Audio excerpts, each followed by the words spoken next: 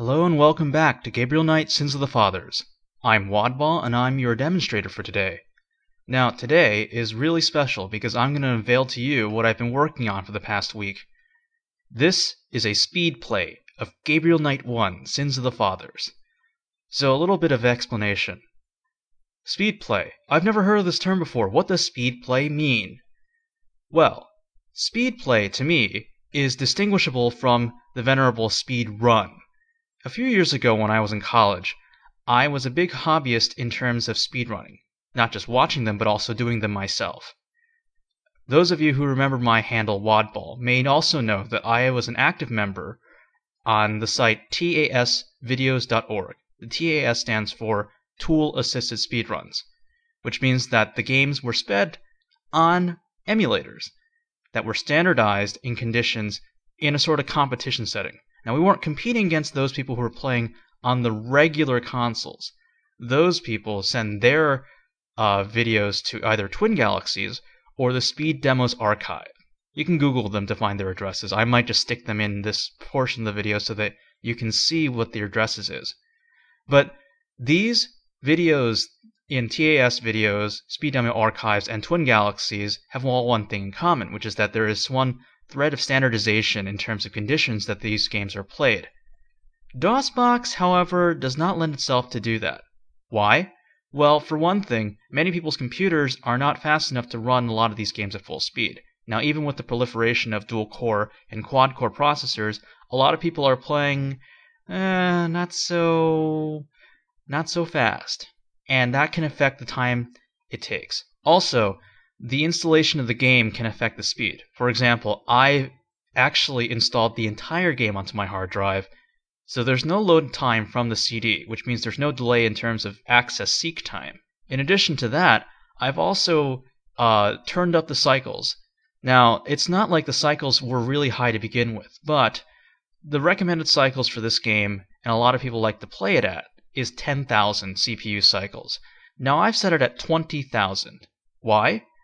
Because I can't stand it when the text boxes and the portraits just fade so slowly, and they do at 10,000. It makes me sick. And it just makes it bearable. Plus, I'm used to it. So, tough. Anyway, this is the video. I hope you enjoy it, because I really enjoyed making it. Again, this commentary is recorded after the fact. I do make a few mistakes, which I will point out to you, so future speed players may build upon my mistakes and do it faster. In fact, I encourage it, because speedrunning, it's a competition, but it's not something that people get bitter about. So if you beat me, that's great. Post it up as a video response, and just, know that you can play adventure games really, really fast. Happy hunting!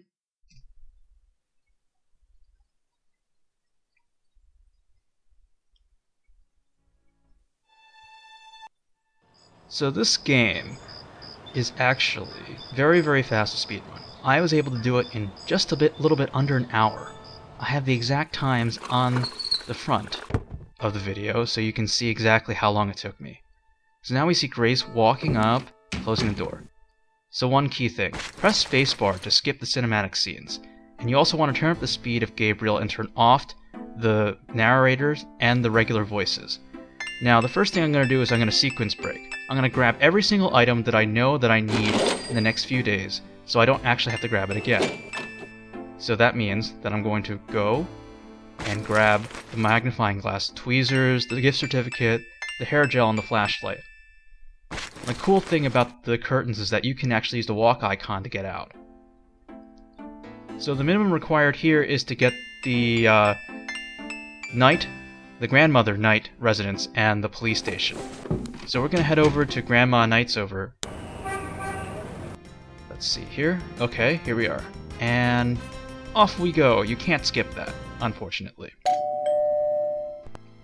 So here comes another sequence break. Now, just a little explanation of sequence breaking. Sequence breaking just refers to the act of knowing things before you're supposed to, and doing the activities as if you already know them. Some games reward it, some games don't. See Space Quest 6 for details. So, I went upstairs, I didn't talk to Grandma just yet, and I'm going to use the clock. using the Dry Drachen poem that I hadn't actually read. And I'm going to poke through Grandpa's stuff. Now, the letter is the most important thing, because that's the one that you have to read in order to get the Heinz Ritter connection. Now, talk to Granny again. And the first thing I'm going to do is I'm going to ask about the Knight family. You need to ask about every single member of the Knight family in order to get the cemetery icon. You ask about Heinz Ritter once in order to get that connection, so when Wolfgang comes around and calls on day 3, you can call him back immediately. And since you have to use the phone that day anyway, well, it just so happens it works out. Okay, now we're heading over to the police station. Let's see here.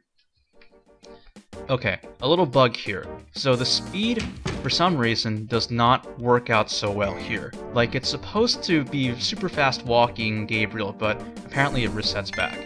So, let's see here. You talk to Frick, and you have to talk about Mosley to get the crime scene thing, which triggers the policeman in the park. The other thing is that you need to get the photos, so that you can get the cop author photo option to steal the files later. I'll show you that. So the fastest way into the park is actually through the cathedral. In this case, I'm doing it in conjunction with grabbing the priest stuff that I need to get into Kazunu's flat, house, whatever it is that she lives in.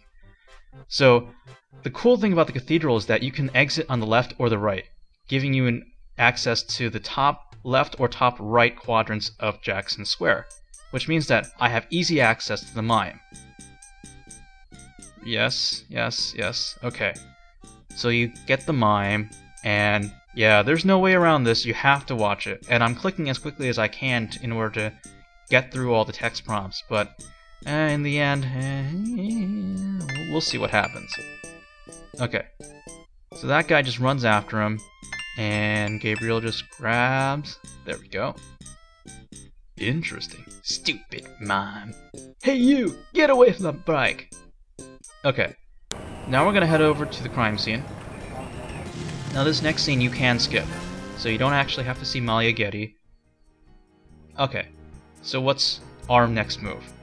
We're gonna sketch the pattern. So that's part of the Veve, right? We're gonna grab the clay because, well, we just do. We need it for Kazunu, and then we're gonna get the snake scale.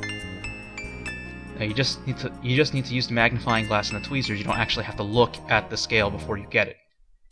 Okay. And to end the day, we need to talk to Grace and get the research done on Malia Getty. Let's see. Excitement seeing you. And I walk over, talk to Grace.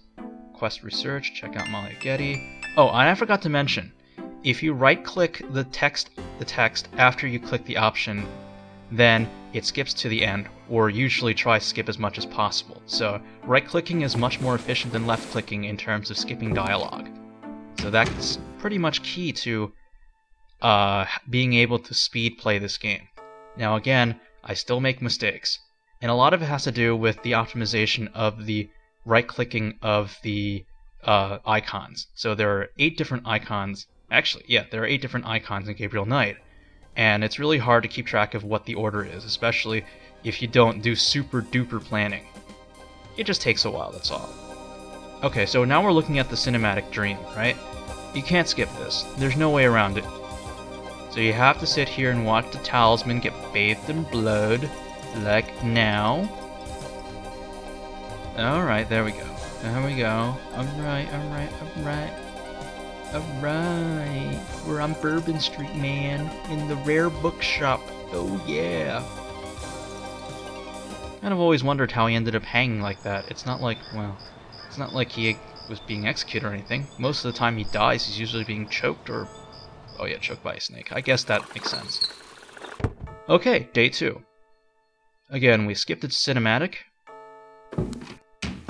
Here we go.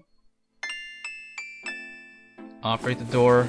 First thing we need to do is to head over to the Historical Voodoo Museum. Now, here, we need 2 things.